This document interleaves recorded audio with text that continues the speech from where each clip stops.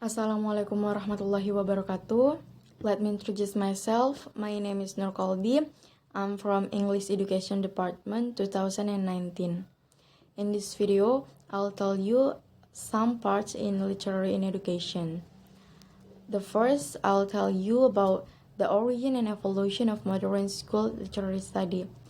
Dari judulnya saja, origin dan evolution, yaitu awal dan pembangunan modern school literary study. Literatur di sini didefinisikan sebagai subjek studi di era modern. Dapat dilihat dari gubernur dan misionaris yang melambangkan literatur sebagai pelatihan moral dan agama, dan terkadang sebagai pertahanan terhadap masa yang mengancam. Karena masa yang mengancam ini akan menjadi lebih kuat dalam tatanan industri dan nasional yang maju karena adanya derajat demokrasi dan growing literary requirement yang wajib ada di state education system.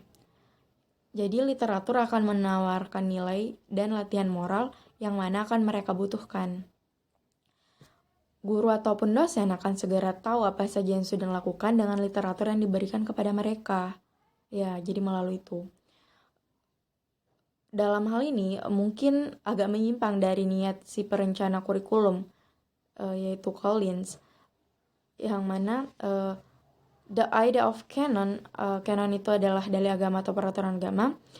So the idea of canon, gagasan menyetujui teks sastra dan penulis dengan nilai tertentu, seperti badan tulisan agama yang disetujui, dikembangkan pada abad ke-19 dan dipertanyakan buku-buku mana yang tepat untuk diajarkan karena di situasi mendesak karena semakin banyaknya siswa sastra dan tuntutan yang meningkat pada guru atau dosen sastra pada masa itu. Sastra juga ditawarkan sebagai suatu media materi bacaan yang cerdas dan menarik bagi pihak kelas pekerja yang lebih intelektual dan perempuan kelas menengah yang memiliki waktu luang dan penghasilan. Contohnya, Palmer yang membawa kemunculan studi bahasa Inggris pada abad ke-19 dari tradisi retorik, terutama di Universitas Skotlandia dan Belles Letters hingga kehormatan intelektual digapainya. Ada juga not believe with a fish one Nathan yang telah menunjukkan asal-usul kolonial yang penting dari subjek di kerajaan Inggris, khususnya di India. Saya lanjutkan tentang canon. Setiap canon atau silabus sastra akan mewakili tulisan-tulisan yang bernilai khusus untuk kelompok tertentu dengan tujuan tertentu pada titik waktu tertentu. Salah satu gagasan sastra secara tradisional adalah fine writing yang menawarkan model-model bahasa Inggris yang benar atau standar, walaupun ganjil atau tidak dapat dipertahankan, yaitu di mana lisan non standar dan vernakular ke depan itu diidentifikasi sebagai karakteristik yang menonjol dari sastra modern. Selanjutnya, pada masa itu wanita sangat cepat mendominasi bahasa Inggris secara numerik sebagai subjek yang didirikan di beberapa universitas Inggris pada awal abad ke-20. Walaupun para guru menetap dan sebagian besar tetap laki-laki, apalagi di tingkat yang lebih tinggi. Pada tahun 1880-an, studi bahasa Inggris berkembang pesat, tetapi ekspansi itu hanya lateral, dalam tingkat yang lebih rendah dari hierarki akademik. Sebagai studi retorika jatuh dari metode studi filologis bahasa Inggris kuno yang cenderung untuk menggantikannya sebagai elemen bahasa dari gelar bahasa Inggris. Jadi ini tuh kemudian membagi bahasa Inggris menjadi lang dan menyala. Studi yang akan diperburuk lagi lebih lanjut oleh kebangkitan linguistik tahun 1960-an, yaitu pasca Chomskyan. Minat moral dan budaya sastra pendatang baru semakin bertentangan dengan minat linguistik ilmiah. Orang-orang seperti Matthew Almond atau Carlton Cowles yang terkait dengan pendirian studi bahasa Inggris mencari literatur untuk memperluas dan mengajarkan toleransi serta rasa dan pendidikan emosi.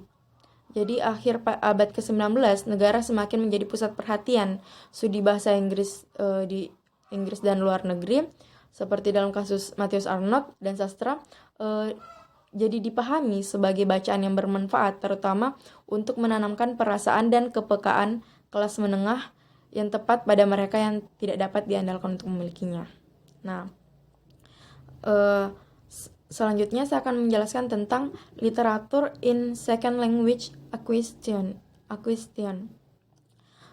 Sastra sangat sering dipandang oleh pendidik bahasa kedua sebagai sumber kegiatan, sebagai materi, dan terlalu sedikit perhatian terhadap masalah kurikuler yang dapat membantu kita memahami apa yang sedang terjadi ketika seseorang siswa membaca literatur, apakah mereka gagal atau tidak. Baik pengajaran bahasa asing dan pelajaran bahasa komunikatif sering melewatkan kesempatan belajar dalam menggunakan sastra dengan cara yang gagal mengordinasikan sastra dan linguistik. Jadi pada umumnya, sastra biasanya digunakan dengan cara yang lebih tradisional dalam pendidikan bahasa asing universitas.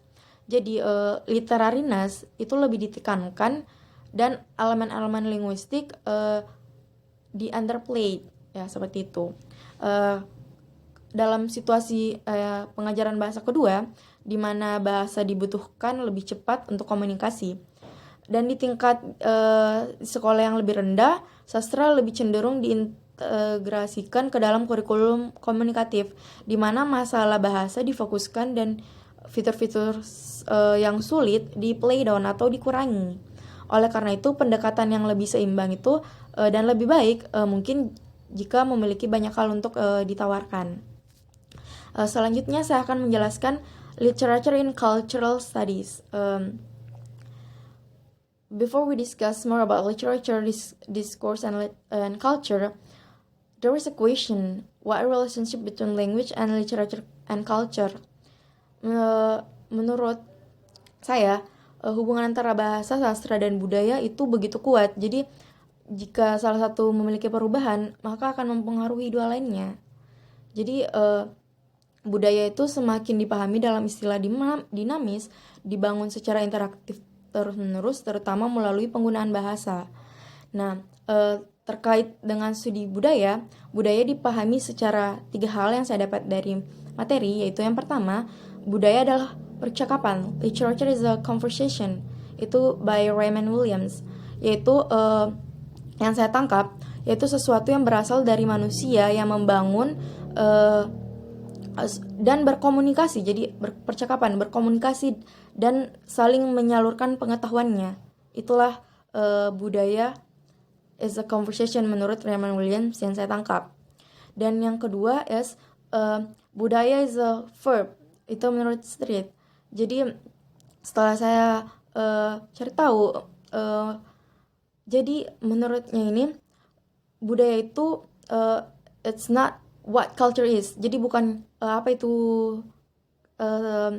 budaya, tapi what culture does. Apa yang budaya lakukan itu yang lebih penting. That is important. Jadi culture itu not a thing, tapi a process of collective meaning making. Seperti itu. Dan yang terakhir yaitu to understand is to know how to go on by Wittgenstein. Ini tuh menurut Wittgenstein. Jadi yang saya tangkap maksud dari ini tuh adalah untuk memahami budaya kita harus paham. We should know apa yang budaya itu deskripsikan, apa yang budaya itu bahas. Jadi jika budaya itu mendeskripsikan dengan sentence, dengan kalimat, kita harus tahu bahasa apa yang mereka katakan di kalimat itu. Jadi itulah.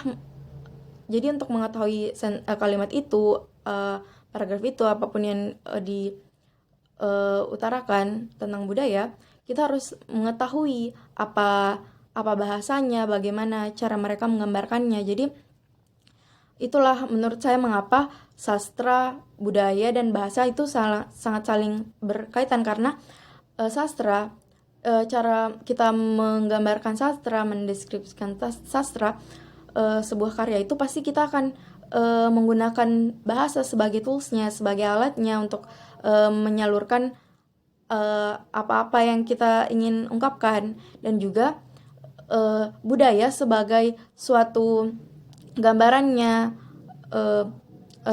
wadahnya untuk membuat sastra itu sendiri. Jadi itulah pengertian yang saya what I got from the material, and that's all from me. Sorry for many mistakes, and hopefully you got the points. I do apologize if I have misconcept with understanding the material, and thank you for watching. Wassalamualaikum warahmatullahi wabarakatuh.